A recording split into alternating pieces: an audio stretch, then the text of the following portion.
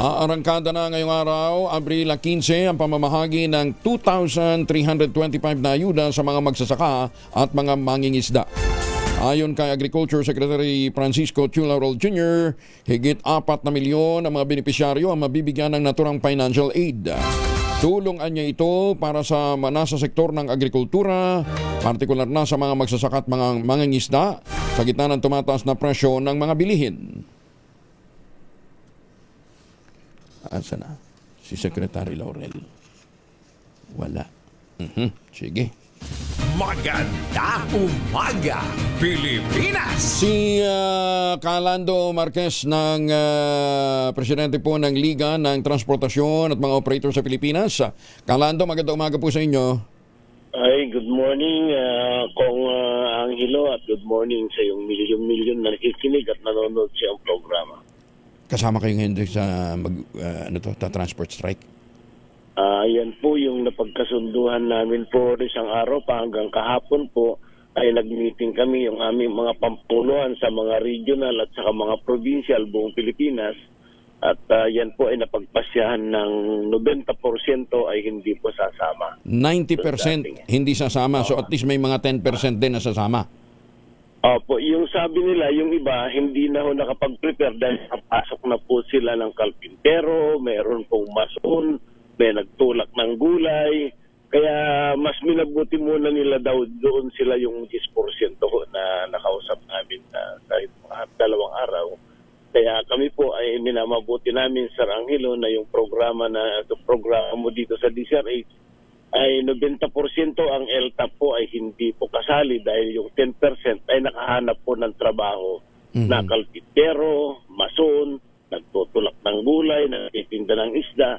Kaya ganun po yung nangyari ho sa mga provincial namin na driver po.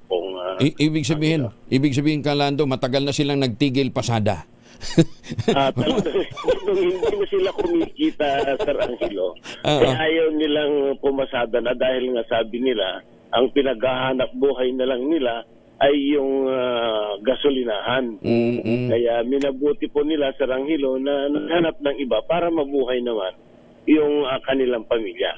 Kaya ayaw, ginagalang natin yon, Sir Angelo, dahil nga unang-una talagang buhay ng pamilya ang unahin natin. Ilang porsyento ba ang LTAP sa mga lansangan?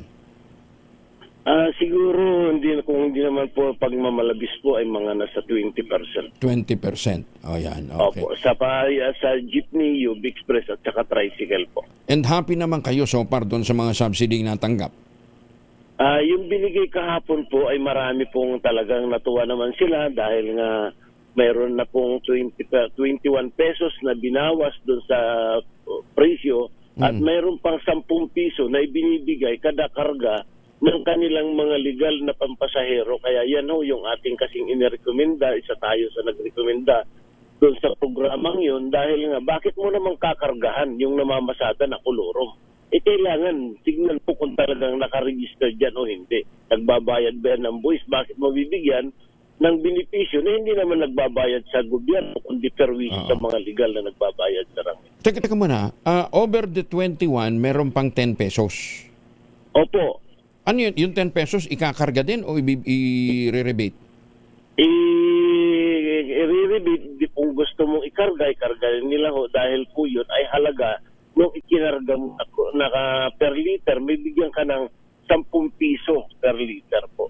Ano yung 10 piso? Ibibigay sa iyo yung 10 piso? Ibabalik yung pera? Idididak nila po. Idididak doon sa mabayaran mo? O, doon sa mabayaran mo. So, lalabas magkano? 31?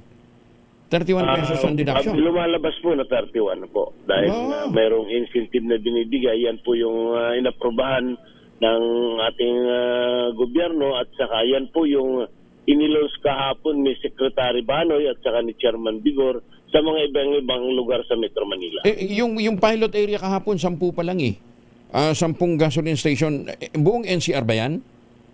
O nationwide? Ang sabi po nila ay buong Pilipinas po ito. Kaya lang, nag-pilot project lang po kahapon sa Metro Manila. Kailan daw ang full implementation?